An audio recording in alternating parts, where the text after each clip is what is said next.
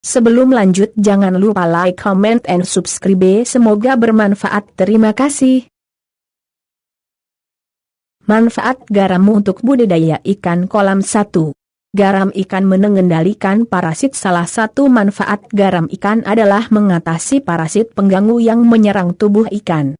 Cara penggunaannya cukup mencampurkan dengan air hingga kadar sekitar 2%-5% pada bak atau kolam karantina.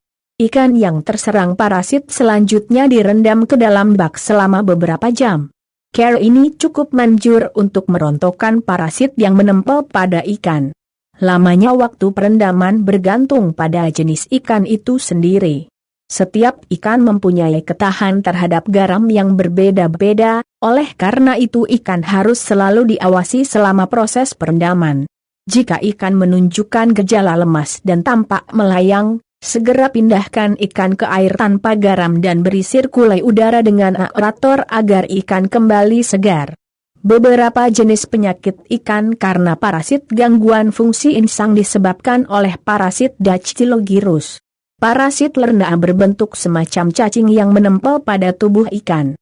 Serangan Argulus atau kutu ikan.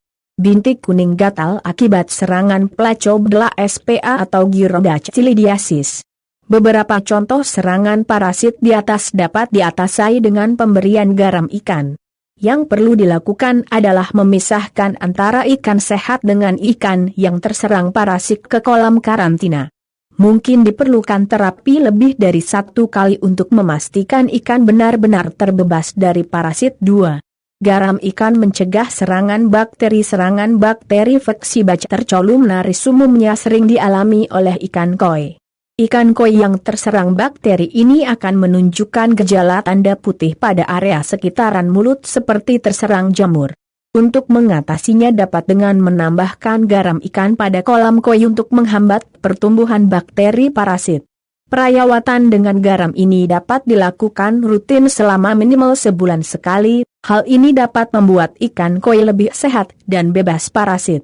Namun jika kondisi cuaca sedang musim panas dengan suhu rata-rata di atas 30 derajat Celcius, intensitas perawatan dapat ditingkatkan menjadi seminggu sekali.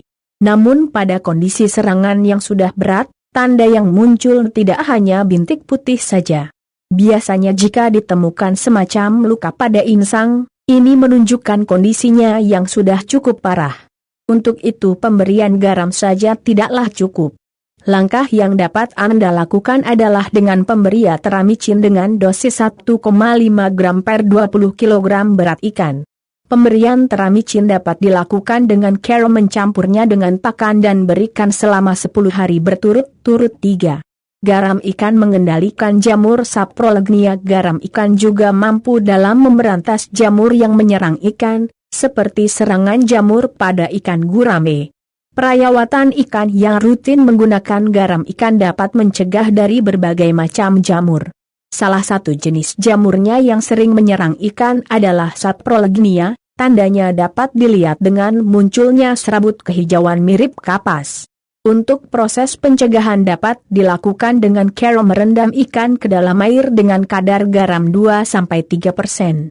Care ini dapat rutin dilakukan setiap 15 hari sekali untuk mencegah ikan tidak dihinggapi jamur.